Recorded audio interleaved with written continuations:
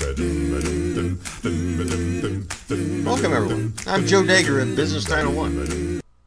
When you consider continuous improvement for sales and marketing, many people relate PDCA to the typical manufacturing analogies such as cycle time and waste reduction. What must occur is viewing PDCA as a knowledge-creating methodology. The importance of this characterization is to move away from the old model of seeing value from a perspective of goods and services to the new model where value is created or even co-created from experiences. We can no longer market to the memory of our customer, but must market and become part of their activities. Let's first talk about structure. What does an existing corporate structure look like? If you tracked employees, managers, and departments over time. This is an organic organization chart looking at the evolution of a company's structure over time. A snapshot of Autodesk organizational hierarchy was taken each day for 1,500 days. Instead of recomputing the full layout each day, they animated the transitions from one day to the next. It's a great video to watch.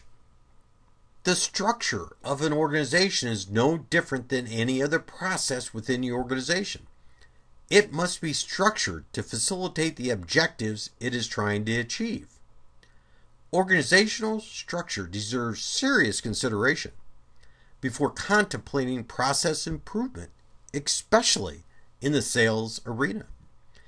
If you want change to happen, your structure has to change. It is the embedded structure that prevents cultural change. One of the most provocative podcasts I had this past year was with Robert Fritz, where we discussed structure. His book on the subject is called The Path to Least Resistance for Managers. I highly encourage it. When we view our own organizational structure, is it practical? Is it how we really work? Is it compatible with the way our customers operate and decide? Organizations design processes which are copies of their existing structure. It is how responsibility of work is shared and delegated. It is how we get things done. If we do not change the structure, we will not be able to meet the demands our customers require. However, our organizations no longer operate in a linear fashion. Organizations must change to develop a more collaborative structure. So we must look at structure as the first step in creating a lean sales and marketing program. We must have overlapping and shared responsibilities. I show the typical organization chart and how we must change to more of a Venn diagram type of structure to meet the ever-changing world.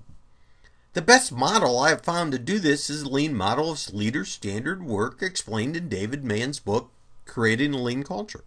The purpose of leader standard work is to create behavioral change through a visual management and a daily accountability process, helping ensure that technical improvements in the lean transformation aren't lost to the culture of firefighting and backsliding into what David calls the pit of instability and despair, or what I like to call business as usual.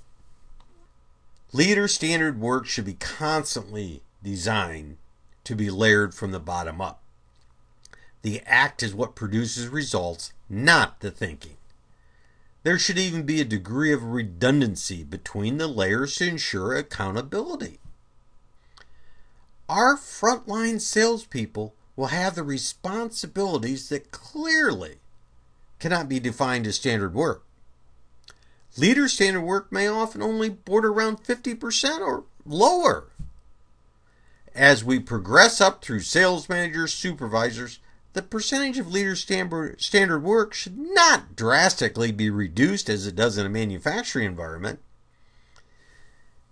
It is that servant leadership role that must surface, empowering the frontline staff with the necessary resources to enable their actions to deliver an outstanding customer experience becomes leadership's primary function.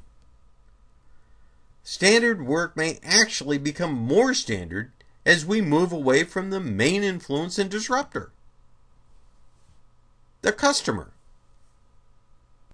Lean is targeted to certain kinds of organizations who actually enjoy learning.